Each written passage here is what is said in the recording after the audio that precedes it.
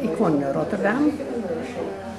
In beroep ben ik econoom en ik heb in onderwijs gedaan. En ook voor een project bij Europa voor migranten. Het was een zeer interessant project.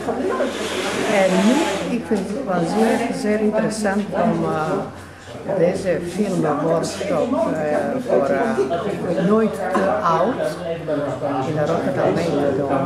En deze groep vinden zeer interessante mensen.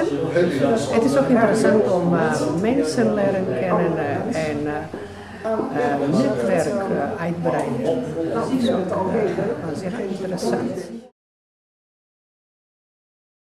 Ik ben Christine Pluut en mijn hobby is filmen en het monteren van de film. En dat doe ik eigenlijk samen met Jan. Dat is onze passie. We zijn lid van de film videoclub, die Spellen aan de IJssel.